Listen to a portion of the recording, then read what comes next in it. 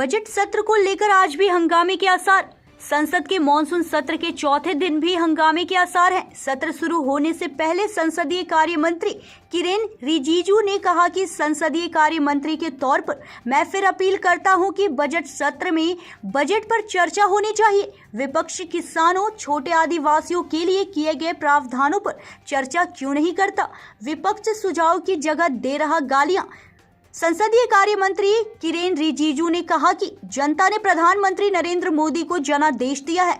आप इसका अपमान करने की कोशिश कर रहे हैं। यह बिल्कुल भी सही नहीं है। बजट सत्र में बजट पर चर्चा होनी चाहिए। उन्होंने कहा कि जनता ने तीसरी बार नरेंद्र मोदी को प्रधानमंत्री बनाया है। पार्लियामेंट्री अफेयर्स मिनिस्टर होने के नाते फिर से अपील करता हूं कि बजट सेशन में बजट पर चर्चा होना चाहिए।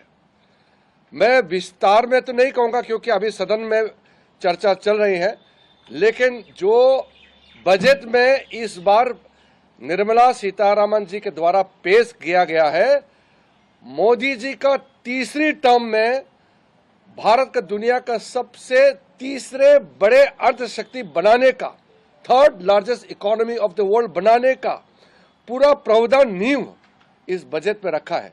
इसमें क्यों चर्चा नहीं होते हैं? बजट में 11,11,111 करोड़ कैपिटल इंफ्रास्ट्रक्चर के लिए, capital expenditure, world class infrastructure बनाने के लिए जो बजट आवंटन किया गया उसके बारे में विपक्ष के लोग क्यों चर्चा नहीं करते हैं? किसानों के लिए जो देश ने भूल गए थे, ऐसे छोटे छोटे ट्राइबल्स लोगों के लिए जो प्रावधान रखा है मोदी जी ने, उसके बारे में चर्चा क्यों नहीं करते हैं? दूर दराज नॉर्थ ईस्ट से लेकर के कोस्टल एरिया से जो फिशरमैन, फार्मर, यूथ का जॉब एम्प्लॉयमेंट क्रिएशन के लिए, महिलाओं के लिए, किसानों के लिए जो प्रावधान है, इसको चर्चा क्यों नहीं करते हैं? सिर्फ गाली देने का काम क्यों करते हैं? मुझे ये बहुत जरूरी इसलिए समझा कि अगर सही समय में विपक्ष के लोगों का समझ में नहीं आया तो जनता पनिशमेंट देंगे उसको। जनता ने जनादेश दिया है और सरकार चलाने के लिए मोदी जी को तीसरे टर्म भारत के लोगों ने दिया है। हम अपने आप सत्ता में नहीं आया। मोदी जी को तीसरे टर्म प्रधानमंत्री बनाने के लिए यह जनादेश भारत के जनता का है और भारत के जनता का इस निर्देश को आप इस एक गलत तरीके से अपमान करके और नैरेटिव बदलने का कोशिश करते हैं। ये बिल्कुल सही नहीं है।